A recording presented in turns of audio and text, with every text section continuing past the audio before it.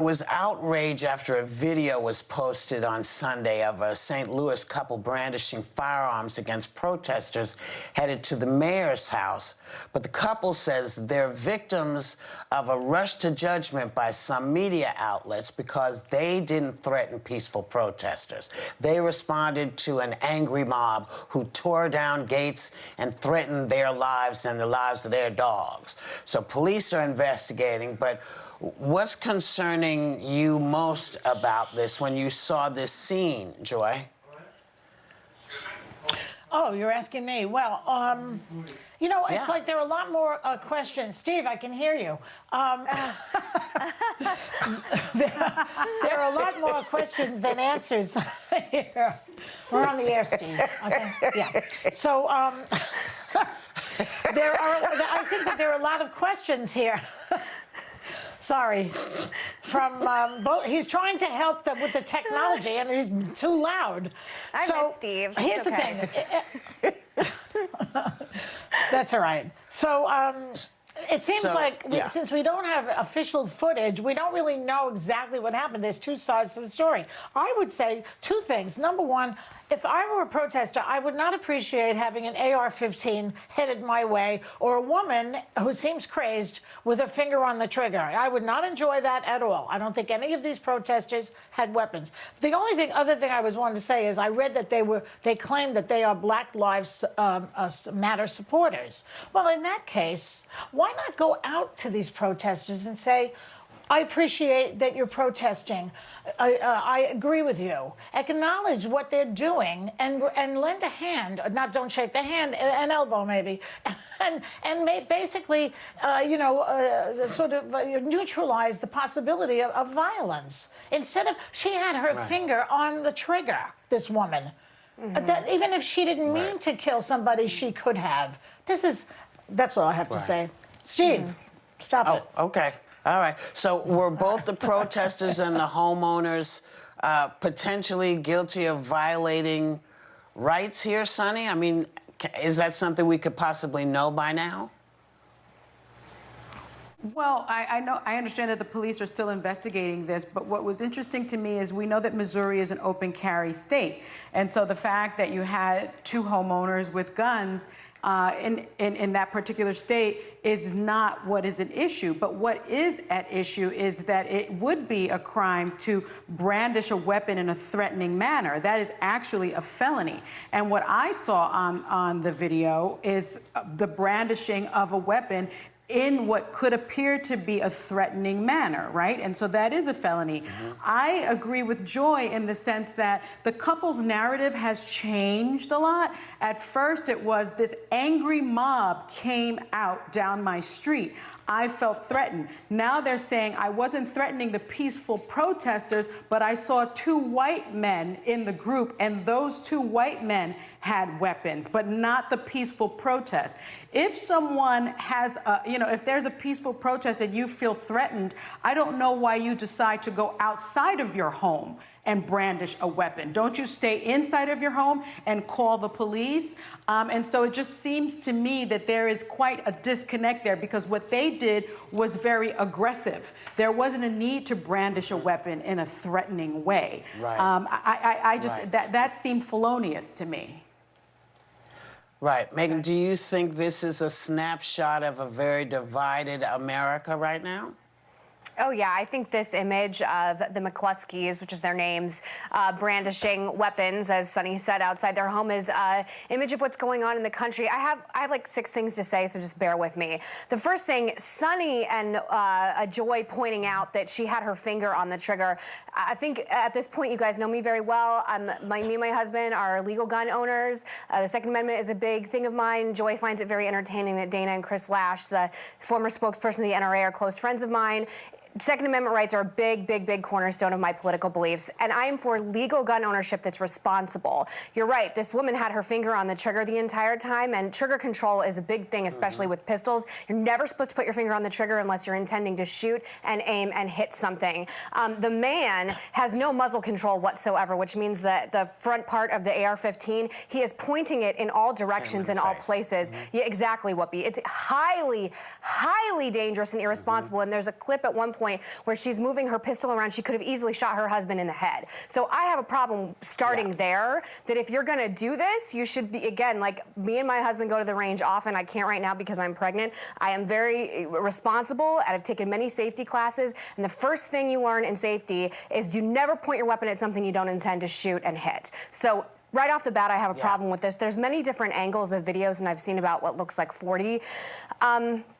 I think that this is what happens sometimes when people go into the suburbs in this kind of style. And we've had conversations on this show about protesting and what happens in different cities. And there's been an impression, at least for some people in the media, that violence and looting, which is not all the protesters, of course, the majority of it, or at least some of it, has been extremely peaceful. There has been some violence, and there has been, looting and rioting that has happened as well. And I think the question I always had is, what happens when you start going into the suburbs when people a lot of times are armed and do feel intimidated? And I don't know. I agree with what Sonny's saying. Like, it's confusing to me because their statement has changed. But if a mob of people comes into your neighborhood and breaks a gate, and that's one of the things that they're claiming, is that their gate was broken by these protesters, people are going to feel intimidated. I don't agree with how they did it, and like I said, I think I just went into detail about the irresponsibility of how they were using their weapons, but I think this is sort of a snapshot of what's going on in America. And I think in some cities like New York City, you're going to have people like de Blasio that say petty crimes are fine. In order for a bigger purpose, some violence is warranted, and we're going to have to deal with it. And then you're going to go in other parts of the country, and people are going to say, not here, not now, not my neighborhood. And I think this is a blueprint of the cultural war that's going on in the country right now. This photo and this incident. I want to point out that one of the things about this that I found interesting is that people going through the gate, not rushing through the gate, but walking through the gate, going away from these people's house. And they're going in, actually. That's a private their houses, property. That's actually going into their house right there.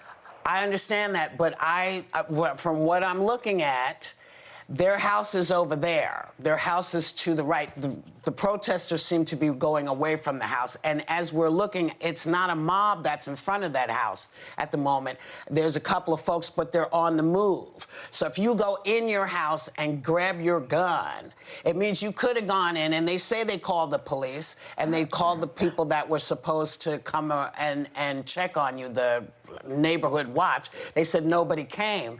But I have to wonder how many people were there. Were they out there waiting for them to come out with their guns? The timeline is odd to me, is all I'm saying. And I don't disagree. Yeah, there's a lot of, I agree. The narrative in this is confusing, and I do think there are castle laws in Missouri where people can stand their ground and defend their home and property. But the question I also have with you, Whoopi, is if the narrative now is defund the police, and you can call the police, and there's been audio and videos been played all over Fox News of people calling the police, and the police on 911 calls saying, please call your representative in City Hall instead. And if there is a feeling, and whether it's true or not, but this narrative that I warned about weeks ago, that if you call the police and they're going to be defunded and they won't come, it breeds hysteria and it breeds fear. And I think we have to be really clear about what the police role going forward is in the United States of America. Okay, well, let me just say that I don't know what the situation in their neighborhood is.